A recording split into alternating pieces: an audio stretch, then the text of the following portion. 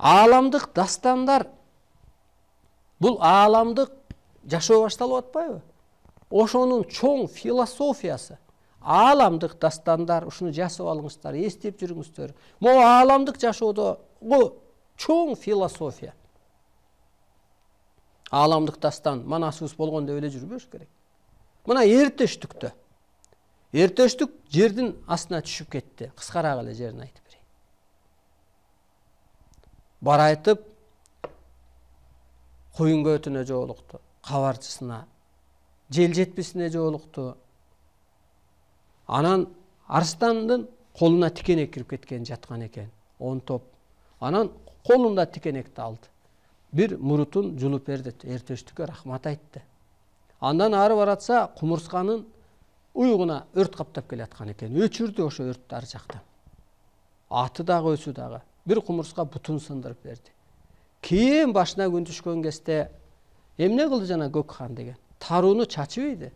Канча мөшөк тарууну? Ушуну тер бирин калтырбай, анан кызымды берем деп шарттарды коюп улам өзгөрдү. Анан ошондон кумуртка эсине түшүп туруп анан бутун күйгүзгөндө кумурскалар келип терип берип. Анан санасы бир таруу жетпейт имиш. Эси чыкса аңгыча ошо буту сынган, бая бутун сындырып берген кумурсканын ошо бир башчысы кеч келаткан экен. Бир тарууну көтөрүп, буту ас баскандыктан. Көрдүңүзбү? Бул эмне деген сөз? Же арстан дагынан кийин арстанымды жеңсең дейт, арстан да адам жеңеби? Эртештик эмес баля болсо деле. Анан ошо кезде бай арстан эсине түшүп анан мурутун күйгүзгөндө мындай ишарат жана от дегендей.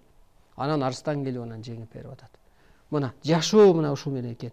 Мына ошентип биз арстанга маани кылалы, бугуга, кайберенге жана башкага бир булдарда бир жандык экен, мүмкүн мурун адам болуп жаралгандыр делгендей. Же болбосо эртештиктин аты сүйлөп берип атпайбы?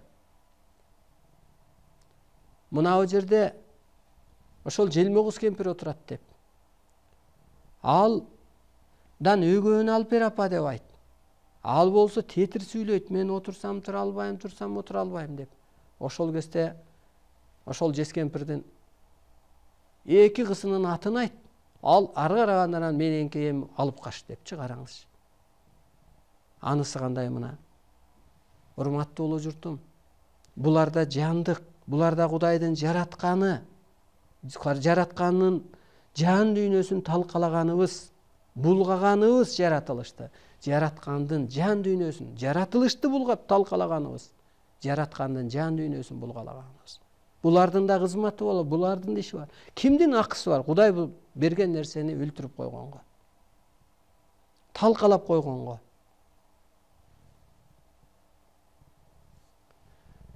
Мына ошентип биз табият менен, анан арбайлар, аалам дегеле көзгө көрүнбөгөн дүйнө менен гармонияда болуп гана сакталабыз. Ошентип энергияга толобуз. Булардын да ээси бар, булардын да пири бар.